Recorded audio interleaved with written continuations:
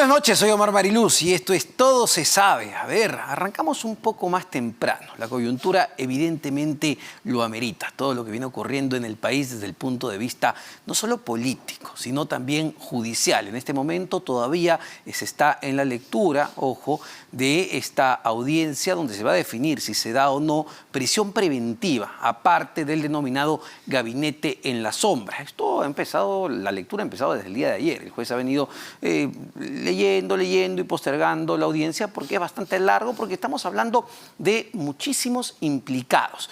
Para hablar de este tema y de muchos otros, evidentemente, estamos ya en los estudios con Beder Camacho, ex subsecretario general de Palacio de Gobierno. Señor Beder Camacho, ¿cómo está? Ante todo, muy buenas noches. Mariluz, buenas noches a toda la población peruana que sigue tu programa y que está deseoso de que este episodio de la historia de nuestro país ya tenga una luz, ¿no?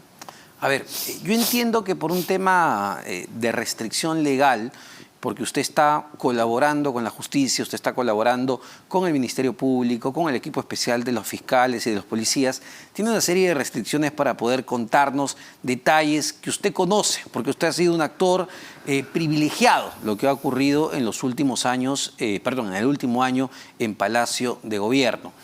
Pero directamente, ¿usted se reconoce como parte del gabinete en la sombra? Bueno, ante que todo, yo vengo brindando las facilidades del caso al Ministerio Público y el Ministerio Público, bueno, tiene, cuando nos cita y las veces que me ha citado el representante del Ministerio Público, yo he asistido desde un comienzo, desde que se me hizo la primera imputación como gabinete en la sombra, luego en el tema del encubrimiento por la fuga del señor Bruno Pacheco, que fue una denuncia que realizó el exministro Mariano González, yo he asistido.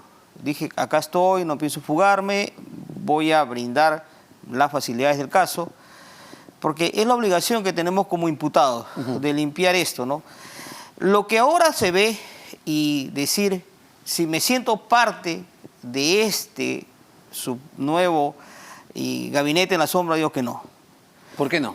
Porque yo nunca he participado, no lo conozco al señor Salatiel Marrufo, no lo conozco al señor Cabrera, no lo conozco al señor Sánchez.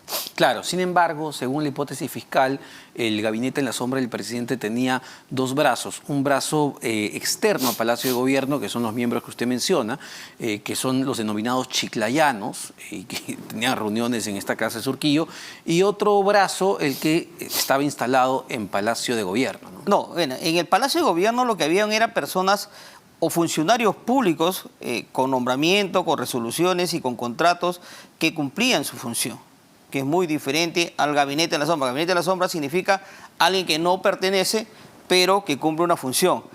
Y lo que se está leyendo y lo que se está viendo en las resoluciones, la resolución que está leyendo el juez y lo que ha presentado el Ministerio Público, peor, ¿no? Yo no me siento en parte de nada porque no he cometido ningún acto de corrupción.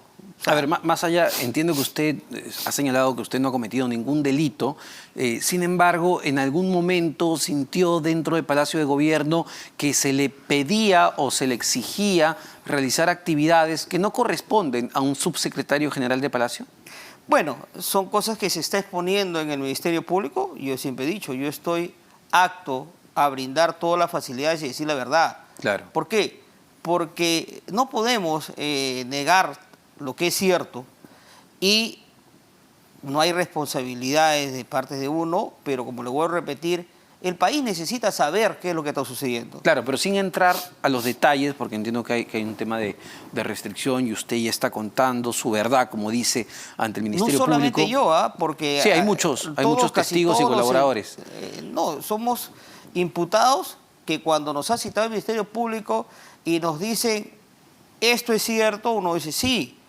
O sea, yo, como lo voy a repetir, podemos haber cometido errores, pero los delitos que hoy se está por resolver el juez son delitos de corrupción, que eso sí, yo deslindo totalmente sobre ese tema, ¿no? Pero sintió que cuando estuvo en Palacio de Gobierno como subsecretario, usted hacía cosas que no tenían que ver con el cargo de subsecretario. A ver, yo tuve una época, mi resolución sale como subsecretario general, pero tuve tres encargaturas como secretario general, ¿no? Y para mi mala suerte, la primera fue cuando el señor Carlos Jaico pide su licencia.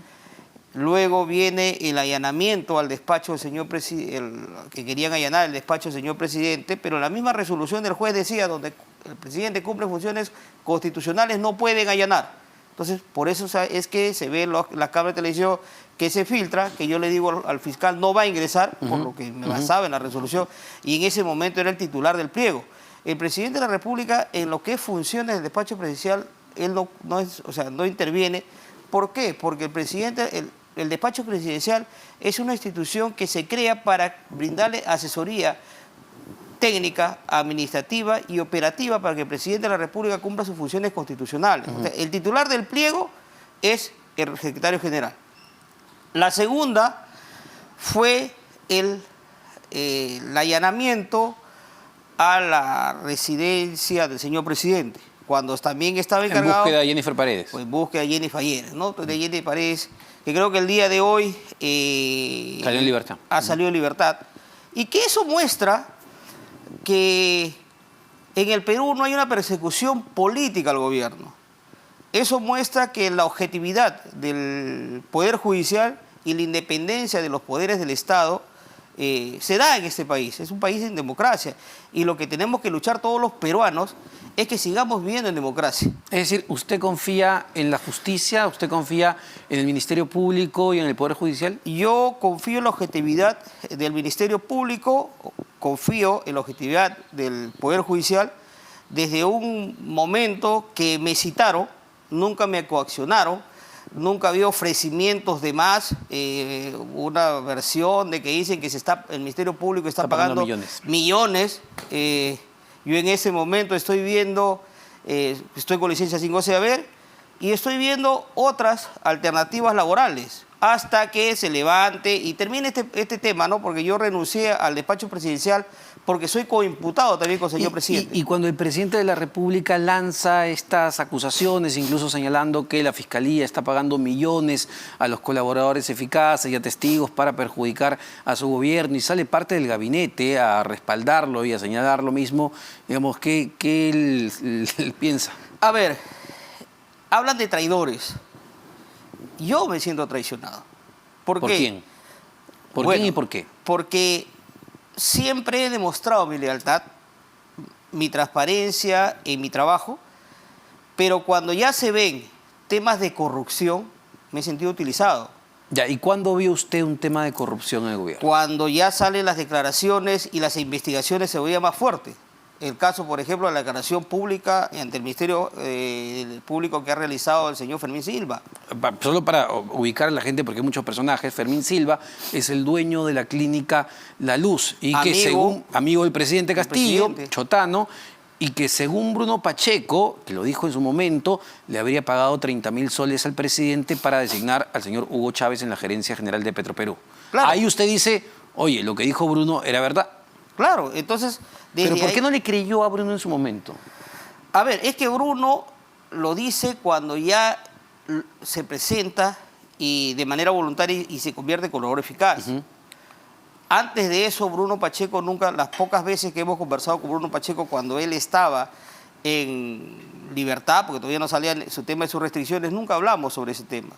Bruno Pacheco era un poco reservado en sus temas. Claro, pero en ese momento ya se había filtrado la información y se sabía que era Bruno Pacheco el que decía... Claro, por eso que yo presento mi renuncia el 5 de agosto. Si usted ve, yo no presento mi renuncia, sale mi renuncia después de fines de agosto. O sea, ya con la declaración de Bruno Pacheco, cuando Bruno Pacheco decide colaborar con la justicia, usted dice, oye, aquí está pasando algo. Claro. ¿Por qué? Porque yo, como siempre, he hecho una recolección de tiempo. Nosotros, quien le habla, ingresa como subsecretario general el 26 de noviembre.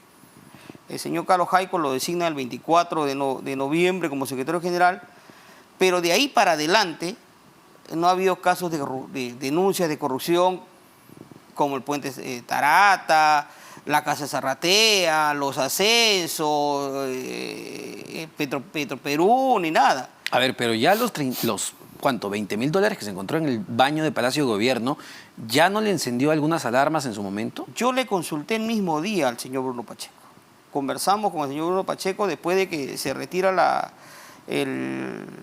fiscalía y le digo, porque todavía le digo, oye, la resolución que sale acá es de revisión de documentos. El abogado que tú has contratado, que viene de un estudio reconocido, no se ha dado cuenta de eso. Y después ya conversando con él, le digo, oye, esos $20.000 que él fue el que le dice ahí está en el acta, que le dice no es que le hayan encontrado, sino que el señor Bruno Pacheco, cuando tienes un allanamiento, te dice, señor, usted tiene joyas, tiene dinero.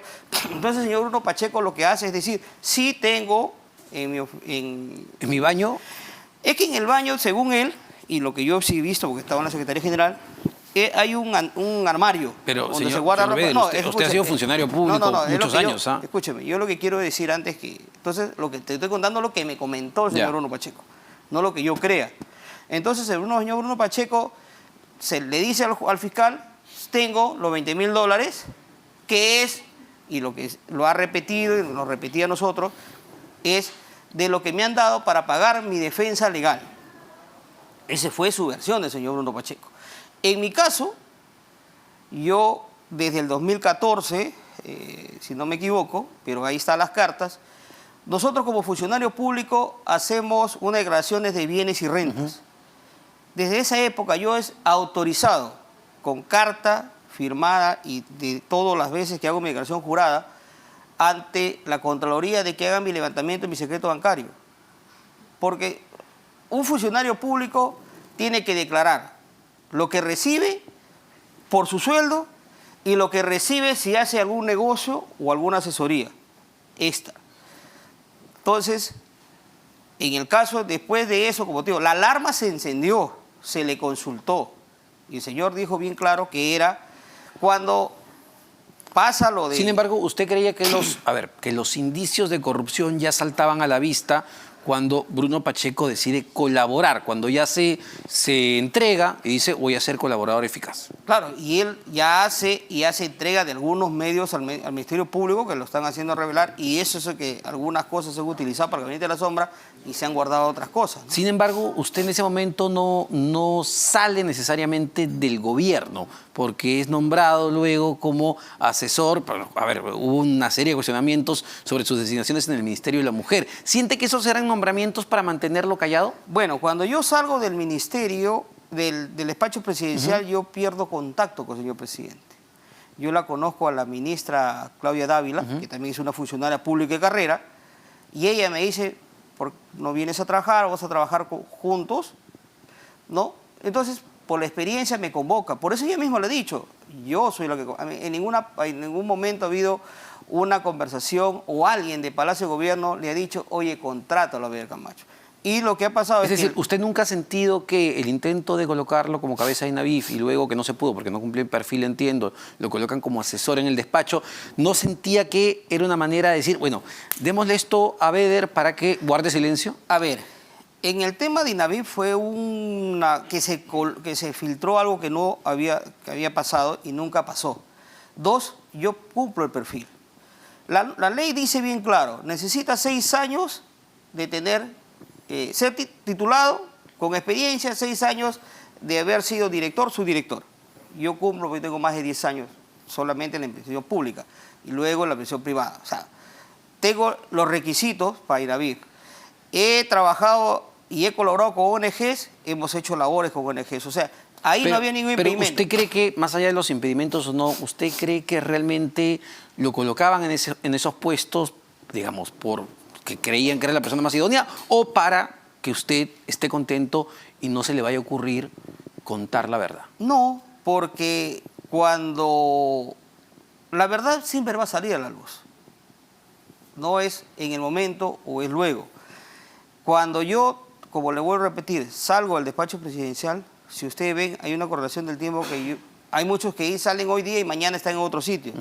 Y en mi caso no ha sido así. O sea, a mí me llamó la ministra y me ofreció primero ser FAC. Yo no puedo ser FAC por el motivo porque yo soy nombrado en Palacio de Gobierno. Yo lo que quiero que entiendan es que yo no vengo con esta gestión.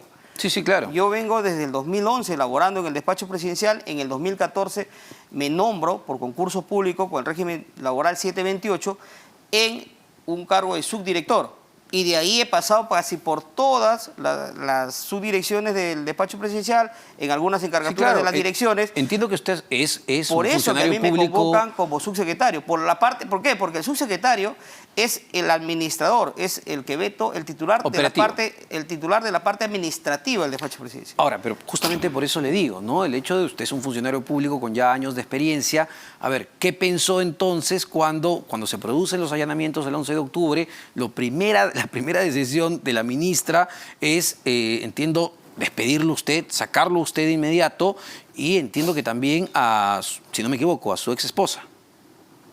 Del Ministerio de Energía y Minas. No, ella ya estaba fuera del Ministerio de Energía y Minas. Ya estaba fuera, no coincidió los temas. No. Pero en su caso sí, el 11 de octubre. En mi caso mismo, el 10 de octubre, que es el día del allanamiento a mi domicilio, estábamos en plena diligencia de allanamiento, me llegó la resolución.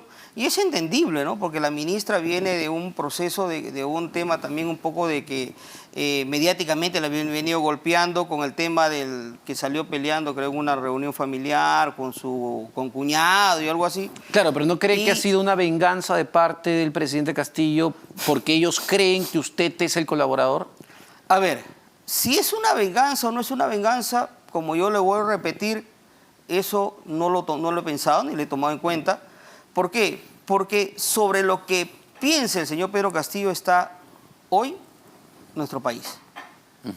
Yo creo que los actos que se están viendo van más allá, ¿no? Ya cada día se están descubriendo cosas nuevas. Ha salido un colaborador eficaz que Sánchez le ha comprado un terreno o le ha construido una casa en Asia, creo, al señor presidente, que son alarmantes, ¿no? Por eso yo... Bueno, y otra casa de campo en Chota es lo que ha revelado el colaborador. Claro, el colaborador eficaz, ¿no? Y ese colaborador eficaz no es Beder Camacho. Yo no conozco Chota. Yo no conozco Puña. Yo solamente he viajado 2 veces con el señor presidente. Uno que fue a Guari y el otro a Caballo Cocha, que fue en Loreto. ¿Cómo se dan las órdenes en Palacio de Gobierno? No, sin mencionar detalles, pero ¿cómo es la comunicación? El presidente, ¿cómo le dice, Beder, haz esto, Viverto, haz esto? ¿Es a través del WhatsApp, de manera directa? ¿Cómo es la forma de comunicación del presidente? Depende, porque cuando tú eres el secretario general, yo despachaba con el señor presidente cuando era secretario general, tú despachabas en todo momento con él, porque tú eras su secretario general y te llamaba personalmente, ¿no? Con el señor Viverto era funcionario contratado como asesor FAC, o sea, era asesor del señor presidente.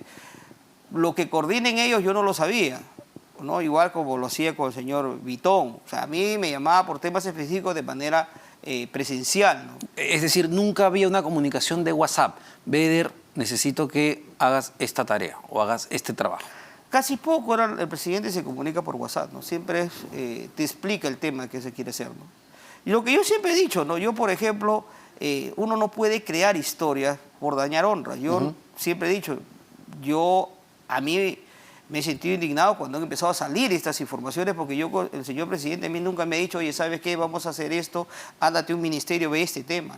A ver, sin embargo, lo que usted ha admitido es que efectivamente envió esta información que buscaba dañar la imagen de la fiscal de la Nación, ¿no? Eso lo ha reconocido y además eso también lo ha mostrado, confirmado el propio semanario Hildebrand en sus 13, nuestro colega Américo Zambrano. Bueno, eso ya es un acto irregular. Claro, a ver, esa información a mí no me lo da el señor presidente. A mí el que me da esa información y lo ha declarado en su... Eder Vitón. Eder Vitón, lo ha declarado él mismo, que él es el que dice, yo le envío a ver Camacho la información y le solicito esto. Entonces yo se lo envío a Zambrano y le digo, verifica. Ya, pero ¿usted sabía cuál era el objetivo de esa información? Claro, lo que uno, como le vuelvo a repetir, uno envía la información, ustedes son periodistas. Nosotros los abogados, antes de presentar un escrito, leemos y constatamos que la norma esté bien dada, ¿no? Lo que se va a presentar. Los periodistas, nosotros decimos, como cualquier fuente, le estamos enviando una información y yo le digo, verifícalo. ¿Usted no estuvo en una reunión donde se acordó, digamos, propalar esta información para dañar a la fiscal? Claro, ahí está, eso lo ha declarado el señor Vitón, ¿no? El señor Vitón es el que está declarando ese tema porque él lo conoce más que yo. ¿Pero usted estuvo en esta reunión? No. ¿No participó en una reunión con los abogados? Cuando yo me envía la información, ¿no? Entonces yo le envío la información. Solo para terminar, porque, a ver, también ha reconocido, lamentablemente nos gana el tiempo, pero también ha reconocido que efectivamente usted acude al llamado de Bruno Pacheco en su momento cuando necesita salir de Lima e ir a Huaral. En ese momento ya Bruno Pacheco, digamos, estaba buscado por la justicia, ¿o no? No salía ni la detención preliminar ni la prisión preventiva. ¿Qué fecha era? ¿O qué mes? Los fines de antes de fines de marzo, ¿no? Todavía no salía su detención preliminar del señor Bruno Pacheco. Él se movía libremente. Pero no es que el señor Bruno Pacheco haya querido ir a Huaral. Yo, en mi geolocalización que han realizado la DIVIAC, el Grupo Especial, que es el teléfono que yo siempre lo mantengo y no lo niego, lo tengo más de 22 años. Yo viajo a Huaral porque yo en Huaral siembro terrenos agrícolas, que no es mucho la extensión, pero es otro ingreso que tengo. Y es el mismo, entonces el señor Bruno Pacheco agarra y me dice, hermano, necesito conversar contigo, ya que no sé si la parte legal que está llevando mi abogada está bien o está mal. Quiero hacerte una consulta y de paso hay que hablar, hermano, que estoy estresado con el tema de mis hijas. Ya, me voy, converso con el señor, lo recojo en Villa María y le digo, yo voy a viajar a Huaral. Tengo que hacer porque tengo que dejar insecticidas para que mañana fumigue. Entonces, nos vamos conversando en el carro. Cuando hemos llegado a Huaral, él me dice, oye, hemos conversado todo, y regresamos. Él no estuvo en sus propiedades en Huaral. Yo no tengo propiedad en Huaral. Yo arriendo un terreno agrícola. Y tengo un socio que tiene un local en la misma carretera donde estamos ya dando los últimos toques, y es lo que dije, ¿no? De que vamos a poner un restaurante en la ciudad de Huaral con un socio. O sea, yo soy un funcionario público que, como le vuelvo a repetir, no me he aprovechado de un sol del Estado. Vivo de mi sueldo y vivo de lo que hago, porque tengo 3 hijos en la universidad y como le vuelvo a repetir, mi indignación ha sido cuando están saliendo estos actos de corrupción y me he sentido utilizado en algunas cosas. Rapidísimo, ¿sigue recibiendo amenazas? Ya hemos recibido la única amenaza que hemos tenido, creo que, y de ahí y hemos solicitado también al Ministerio Público que se nos dé la protección del caso y lo soliciten al Ministerio del Interior, ¿no? Muchísimas gracias, Beder Camacho, ex subsecretario general de Palacio de Gobierno. Vamos rápidamente a una pausa, venimos con más.